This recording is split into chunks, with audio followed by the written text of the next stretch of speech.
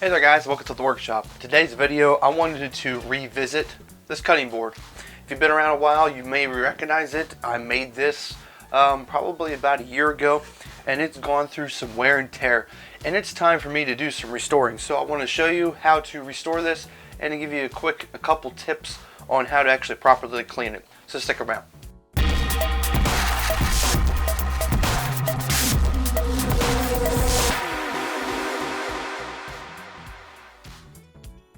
Okay, so when you are going to go and restore your cutting board, you're going to make sure it's completely dry.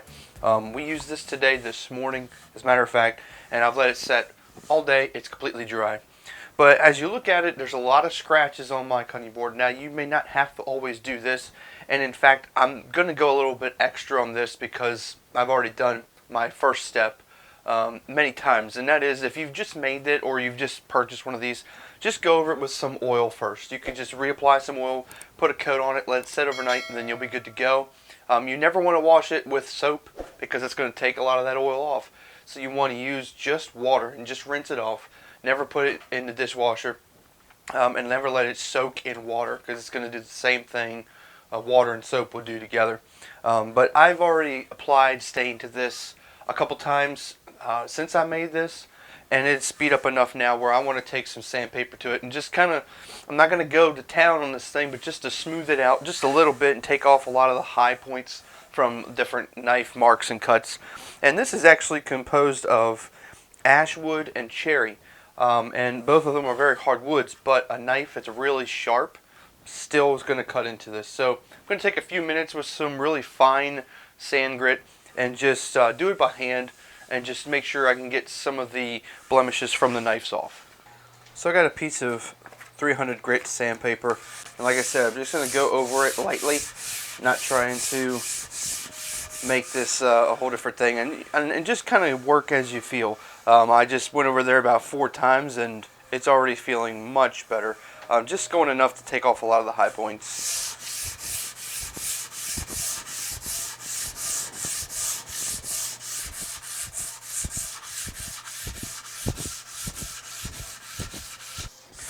As I'm sanding this, you can actually really see now where all those marks are. So I think I'm going to take this up to 150 grit just to give it a little bit extra work, and then I'll finish back with the 300 grit again.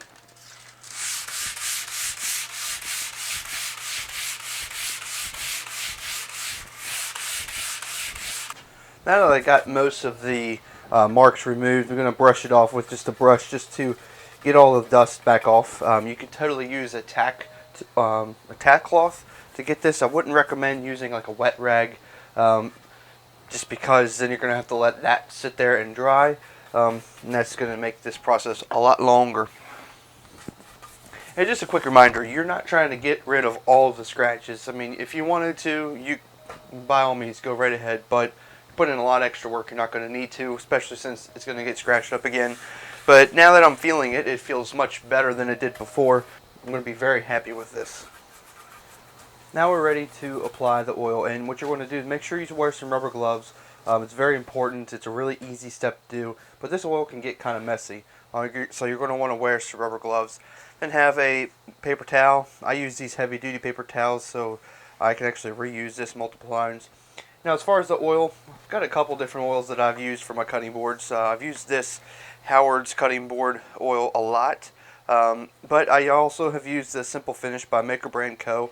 The link to both of these are going to be in the description, so you can go and purchase it.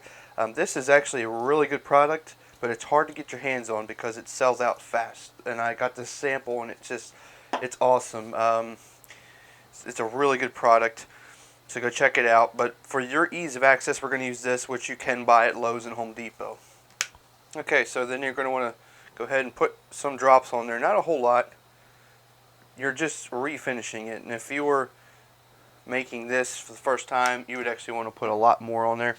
And then I actually use my hands for the first time and just kind of work it in with my hands.